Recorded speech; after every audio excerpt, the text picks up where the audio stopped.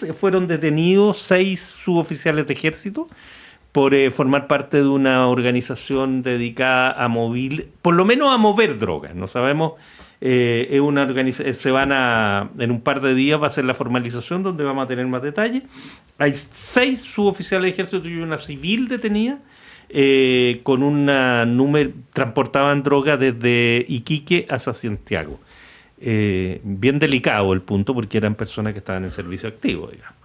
En fin, vamos a preocuparnos del tema de Estados Unidos, Irán, Israel, etcétera, y para eso vamos a tener el gusto de compartir estos próximos minutos con el analista y académico de la Universidad de Chile, Valparaíso y Talca, Guillermo Holzman. Estimado Guillermo, qué gusto saludarte, ¿cómo estás? Tanto tiempo.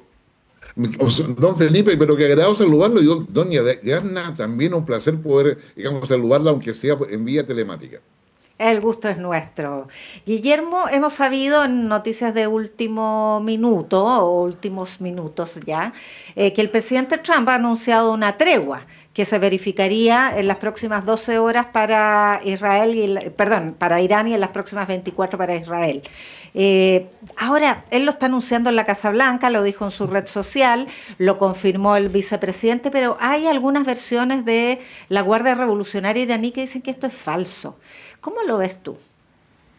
Primero, es parte de lo que es el juego de la desinformación, o de las noticias falsas o medio verdadera, como tú quieras, en un conflicto que están muchos intereses en juegos entre lo que es Irán y, por supuesto, y sin lugar a dudas, con Israel.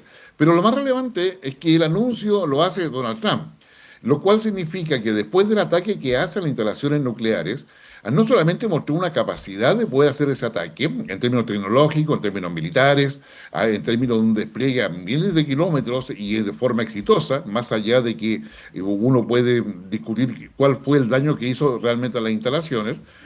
Y lo otro es que mostró voluntad política. Y con esa, mostrando voluntad política, al querer hacer un ataque y hacerlo realmente, toma el control de la situación del conflicto. Y eso lo hace con el úcase implícito de China y Rusia. Porque si hay una cosa que China, Rusia, India, Francia, el Reino Unido y Estados Unidos tienen en común, y quizás sea lo único, es que Irán no puede tener armamento nuclear. Y eso hace que el juego que se está haciendo ahora tiene que ver con un Irán que quiere mantener su identidad, no quiere cambiar de régimen político y tiene que sentarse a negociar. Y esa sentarse a negociar lo asume implícitamente cuando hace un ataque, yo diría, simbólico o testimonial a la base militar de Estados Unidos en Qatar. Y ahora Estados Unidos es el que tiene el control de la situación.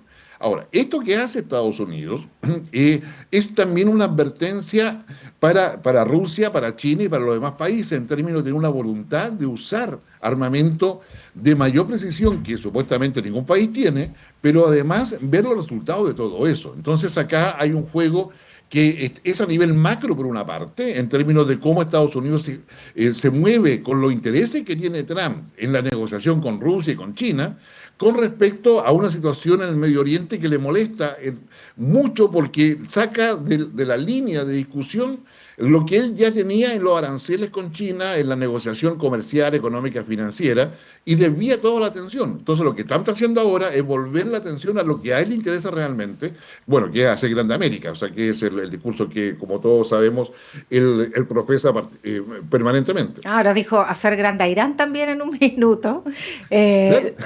Lo que la Casa Blanca reinterpretó diciéndole, bueno, era más bien una pregunta, esto de que asumiera el control político de ese país otro régimen.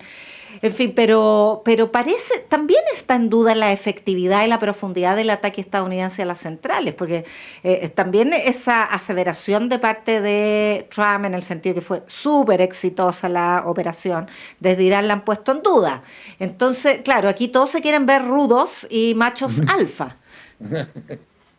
Exactamente, y eso tiene mucha razón. Por ejemplo, con la información pública disponible a la cual uno tiene acceso, a las bombas, que se yo, antibúnker que lanza Estados Unidos, pueden penetrar hasta 60 metros solamente. Hay quienes dicen que pueden penetrar más, pero el búnker estaría a 500 metros. Ahora, sobre todo esas cosas se suma el hecho de que sacaron alrededor de 400 kilos de uranio enriquecido al 60% para poder llevarlo a otra parte. Bueno, eso va a ser parte de todo lo que especularemos en la próxima semana, porque claramente no tenemos ningún servicio de inteligencia que nos informe a nosotros respecto a qué realmente sucedió ahí.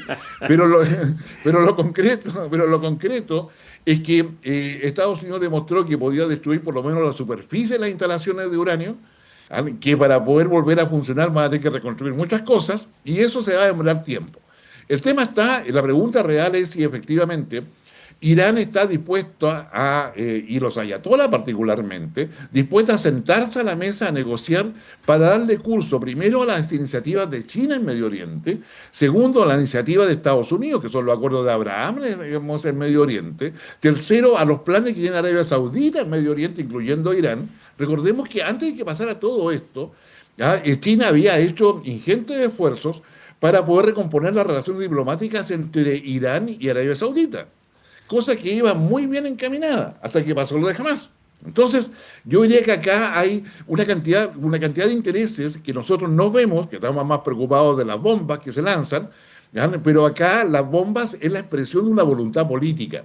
Y Donald Trump no quiere perder tiempo en eso porque probablemente Donald Trump quiere ser reelecto modificando la constitución estadounidense y hacer grande América, como él dice, porque está empecinado en todo eso y todos sus actos lo demuestran, pero a su vez también ese ataque le sirve para poder dar un mensaje interno en un partido republicano que está dividido, con un problema digamos, de aprobación del presupuesto en Estados Unidos, con varias protestas que, si bien cierto eran minoritarias, estaban siendo ya cada vez mayores y más extendidas en el territorio estadounidense. Entonces, acá hay varias cosas que se mezclan al mismo tiempo y que cuando alguien muestra voluntad política, créeme que hay muchas cosas que se alinean naturalmente. Y eso es lo que está tratando de aprovechar Donald Trump. Ahora, lo juega muy al límite porque Sí. anunciar el alto al fuego con estos plazos, en fin, y no solo anunciar un alto al fuego como diciendo vamos a negociar, sino que le dice se acabó la guerra, viene la paz, hace una exhortación con bendiciones de Dios, él reparte las bendiciones de Dios también, y mañana caen 4 misiles y se acabó todo eso, digamos. Exactamente, digamos, y acá el equilibrio lo mantienen las potencias. Es decir, acá, mira, en términos concretos, el sistema internacional queda absolutamente, ni siquiera en lugar secundario, sino que queda totalmente dejado de lado en la búsqueda de soluciones. Salvo que el Consejo de Seguridad de Naciones Unidas, en virtud que están todas las potencias ahí, en la que están la interviniente de mayor relevancia, hagan algo y sea eso el lugar donde se pueda negociar, que probablemente Irán preferiría ese espacio de negociación que otro. ¿Ya? Pero eso todavía no lo sabemos, porque eso tiene que negociarse entre las potencias. Acá el problema de Medio Oriente se resuelve en las potencias. Una forma de decirlo de otra manera es el comportamiento de las bolsas hoy día lunes. Las bolsas no se inmutaron mayormente de lo que estaba pasando con Irán, ni siquiera con la posibilidad de que Irán interrumpiese el paso por el Estrecho de Hormuz, que es un paso fundamental no solamente para el petróleo que exporta Irán, sino del Kuwait, de Arabia Saudita, etcétera. El 20% del petróleo mundial pasa por ahí. Exactamente, el 20%. Claro, digamos, y el 23% del gas, en fin. Digamos, y además Irán, su principal comprador de petróleo es China. Entonces, el que menos interés tiene que, digamos, Irán se le ocurra cerrar Hormuz o limitar el tránsito por ahí, es China. Entonces, yo digo por eso, acá hay una cosa, nada va a suceder si las potencias no están de acuerdo. Ahora, ponerse de acuerdo a las potencias supone ponerse de acuerdo respecto a varios temas que no tienen relación directamente entre ellos. Eso pasa por Ucrania, pero pues si hablamos de Ucrania, hay que, según, digamos, Putin, habría que sacar a Zelensky. ¿Ya? Digamos, para arreglar Irán, según Trump, habría que sacar al ayatolá. Y eso ya hace complicada la negociación, e incluso conversar sobre eso abiertamente para los gobiernos es una complicación. Ahora, las potencias tampoco se pueden involucrar mucho por lo mismo que tú has dicho, ahí cada uno tiene sus propios conflictos. En el caso de Rusia no tiene recursos para ir en apoyo de ninguno de los actores en esta guerra, tiene que resolver la guerra con Ucrania. En el caso de China pasa lo mismo que con Estados Unidos, tiene esta incertidumbre comercial, ¿no? Entonces, ¿eso no los resta como actores del conflicto? No, no los resta, o sea, los limita, sí, en términos de que su movimiento ahí no va a ser ni a favor de Israel ni a favor de Irán, va a ser a favor de sus intereses.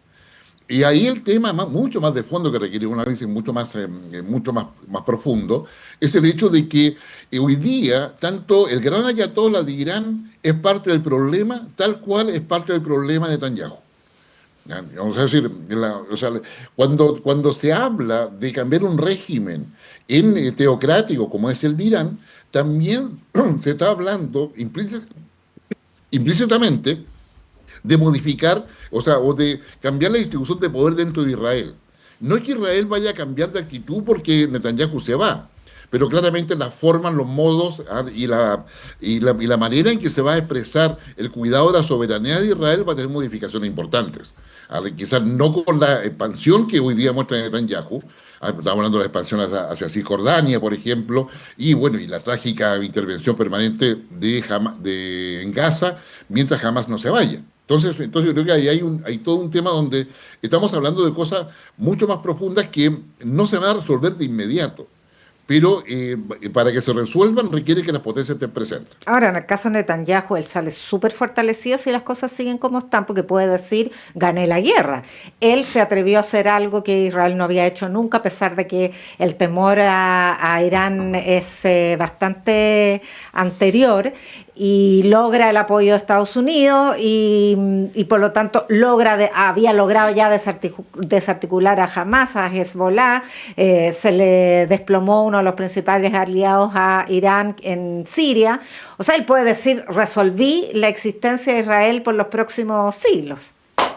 Claro, pero yo creo que eso no va a tener el impacto que nosotros le vemos desde acá, desde Chile, a la situación de Netanyahu al interior de Israel es bastante precaria. Recordemos que el día jueves, el día anterior en que Israel ataca a Irán, el Parlamento estuvo varias horas discutiendo la posibilidad de tener una mayoría para disolver el gobierno y llamar a nuevas elecciones.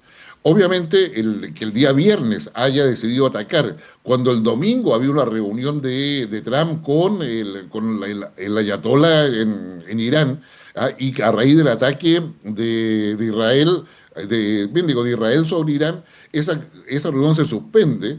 Todo hace pensar que Israel, Netanyahu, la hizo, para poder evitar que Estados Unidos e Irán pudiesen avanzar en una negociación, pero también, coincidentemente, como para decirlo en algunos términos más de análisis, coincidentemente le permite a Netanyahu aferrarse al poder y evitar que siga el cuestionamiento interno al cual estaba siendo sometido. ¿Y eso es con Trump o sin Trump? Porque la teoría conspirativa empieza a decir, todo esto está acordado. Netanyahu y Trump tienen un plan común. Israel hace una parte de más bien dicho, el gobierno de Israel hace una parte de la tarea, Estados Unidos hace la otra. Los 60 días pasan, ¿no es cierto?, de la famosa negociación al día siguiente, el ataque. Cuando Trump había dicho vamos a dar 2 semanas más, Trump ataca. En fin, parece ser que hay también una cierta coordinación en la forma como funcionan los dos.